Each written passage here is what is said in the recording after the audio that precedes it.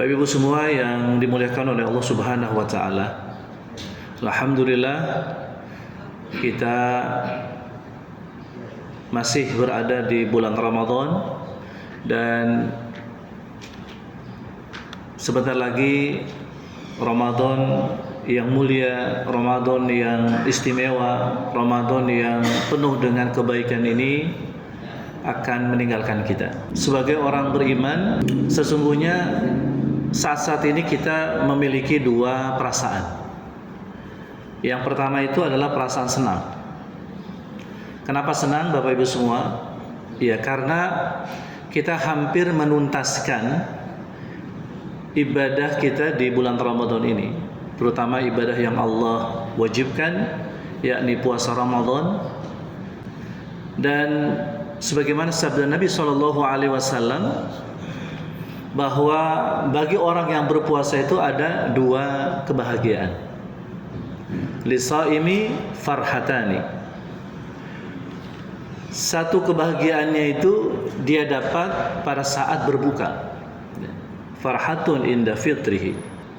Berbuka itu artinya kita sudah dibolehkan lagi makan dan minum serta hal-hal yang sebelumnya dilarang. Itulah makna daripada berbuka atau iftar.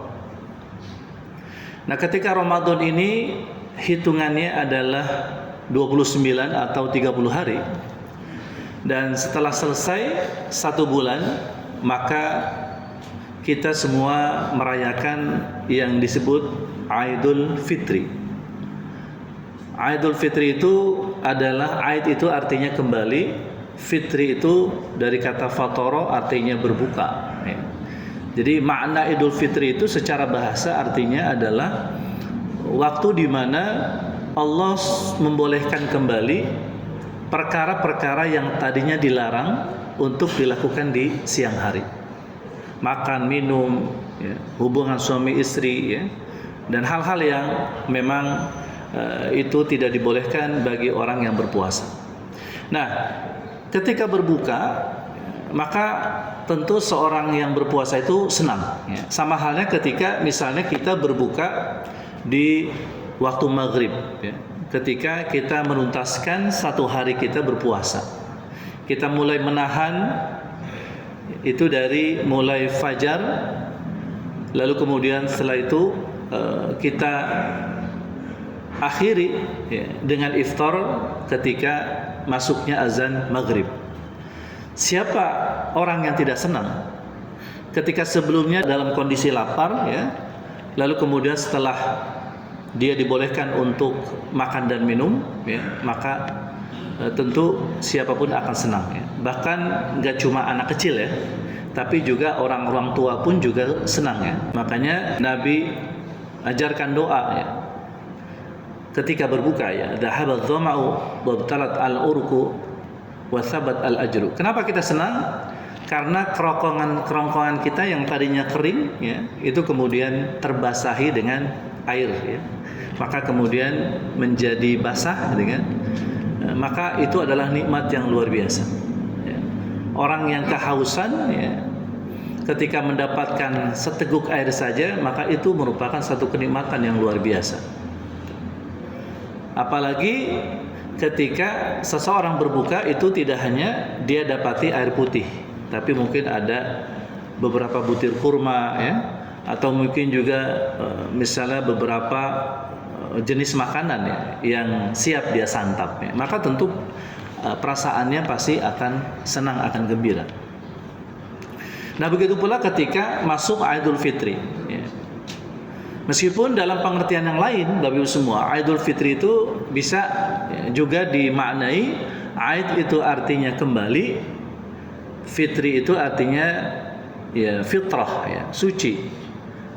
Apa maksud suci di situ? Ya karena sesuai dengan sabda Nabi Muhammad SAW, ketika seseorang itu melakukan ibadah puasa di bulan Ramadan dan juga qiyam di bulan Ramadan, maka selesai dia melaksanakan puasa, kata Nabi, kayaumi waladathu ummuhu.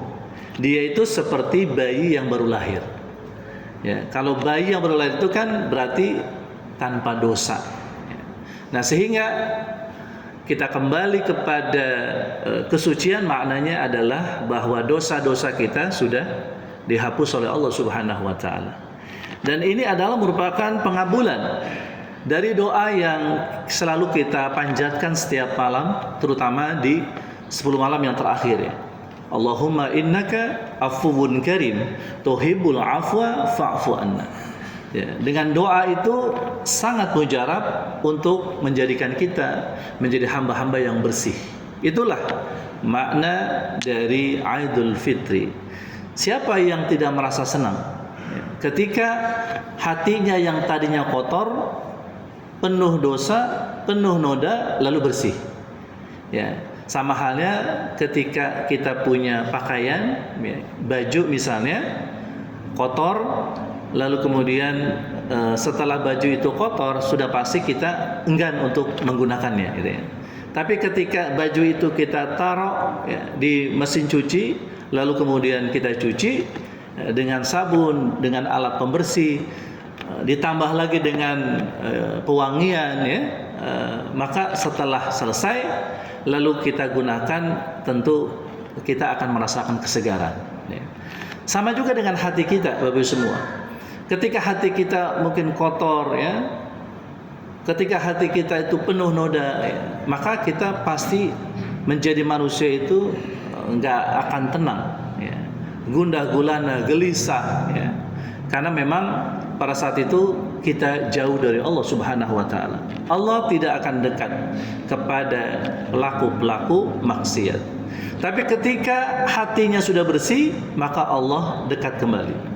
Ya, makanya kata Nabi SAW, innal abda idza akhta'a khati'atan, seorang hamba itu kalau dia melakukan dosa, kesalahan, maka kata Nabi, nukitat, akan tercoreng, ya, fi qalbihi nuktatan sauda, di dalam hatinya itu tercoreng satu titik hitam. Tapi kalau dia sudah bertaubat kepada Allah, mohon ampun kepada Allah, lalu Allah ampuni, suqila qalbuhu, hatinya menjadi bersih. Ketika hatinya menjadi bersih, maka hijab antara dia dengan Allah sudah enggak ada lagi, sehingga kemudian dia dekat dengan Allah Subhanahu wa taala. Nah, dengan sebab itulah Bapak Ibu semua, maka kita senang, kita gembira, ya.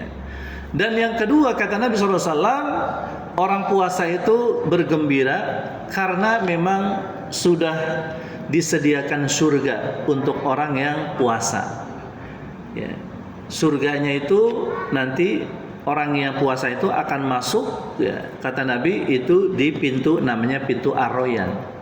Pintu Ar-Rayyan ini adalah pintu yang khusus buat orang-orang yang berpuasa. Ya. Nah, ketika seseorang itu, ya, sudah mendapatkan informasi bahwa dia akan masuk surga dengan sebab puasanya, maka tentu dia bergembira. Dia bergembira. Dan satu lagi kegembiraan yang luar biasa didapatkan oleh orang yang masuk surga itu adalah, kata Allah, wujuhu yawma idzin nadhirah ila rabbiha nadhirah. Muka para penduduk surga itu berseri-seri, senang mereka, dan kesenangan itu semakin sempurna ketika mereka bisa menatap wajah Allah Subhanahu wa taala. Kepada Tuhannya mereka melihat, gitu. Nah, ini juga satu kegembiraan bagi orang-orang beriman, ya. Jadi kata Nabi, dua kegembiraan itu. Kita senang Bapak Ibu semua karena kita akan menuntaskan ibadah Ramadan. Walitukmilul iddata walitukabbirullaha ala ma hadakum wa la'allakum tashkurun. Bersyukur kita, kenapa? Kata Allah, maka sempurnakanlah bilangannya. Ya, jika nanti sore kemudian ada keputusan sidang isbat bahwa besok kita sudah Idul Fitri, berarti kita bersyukur akan itu karena kita sudah melengkapinya. Atau mungkin karena hilal itu tidak terlihat, lalu kemudian Ramadan ini digenapkan menjadi 30, kita pun juga bersyukur karena memang kita sudah menyempurnakan bilangan di bulan Ramadan ini. Karena satu bulan itu hitungannya adalah 29 atau 30 hari. Ya itu aja. Ya kalau enggak 29 ya 30 hari gitu ya. Nah, kita senang, ya. Dan kita senang karena Allah sudah memberikan hidayah kepada kita. memberikan hidayah, petunjuk, dan kemudian kita patut bersyukur dengan itu semua. Nah, itu kegembiraan bagi orang yang puasa. Nah, lalu kemudian hadirin, tentu perasaan yang kedua di akhir Ramadan ini adalah perasaan sedih. Bagaimana tidak sedih? Tamu agung, tamu kehormatan, bulan yang penuh dengan kebaikan, bulan yang penuh dengan rahmat Allah, ampunan Allah, bulan yang penuh dengan berbagai macam keistimewaan, sebentar lagi akan meninggalkan kita. Dulu para sahabat itu begitu sangat sedih ketika Ramadan akan berakhir. Kenapa Bapak Ibu? Karena memang mereka, bahkan kita, sadar betul bahwa ketika kita menjalankan ibadah di Ramadan ini belum maksimal, masih banyak kurangnya. Oleh karena itu maka kita merasa sedih. Kenapa? Karena belum tentu tahun depan kita bisa ketemu lagi dengan bulan Ramadan. Maka kita sedih. Satu sisi kita belum maksimal, sisi lain tahun depan belum tentu ketemu lagi dengan Ramadan. Namun demikian, tentu karena Ramadan ini adalah makhluk, ya, ciptaan Allah Subhanahu wa taala, dan waktu itu adalah merupakan ciptaan Allah, ya, maka tentu kita, meskipun berat Ramadan itu, tentu kita lepas, ya, dengan rasa lapang dan ridho, seraya kita berharap semoga kekurangan-kekurangan kita itu ditutupi oleh Allah Subhanahu wa taala. Seperti doa yang tiap malam kita baca, ya. Allahumma taqabbal minna salatana wa siyamana wa qiyamana wa ruku'ana wa sujudana wa takhashu'ana wa ta'abbudana wa tammim taksirana, dan sempurnakanlah kekurangan-kekurangan kami. Kita mohon sama Allah, kita sadar betul kita banyak kekurangan, dan kita mohon supaya Allah menutupi segala kekurangan kita dan menerima apa-apa yang kita persembahkan dari ibadah puasa kita, ibadah sholat tarawih kita, ibadah mungkin zakat, infak, sedekah kita, ibadah zikir kita, baca Quran dan sebagainya. Semuanya kita persembahkan untuk Allah, dan Allah bisa menerima itu semua, ya, dan kita semua dijadikan oleh Allah sebagai hamba-hamba yang kita ridha sama Allah, dan Allah pun juga ridha sama kita.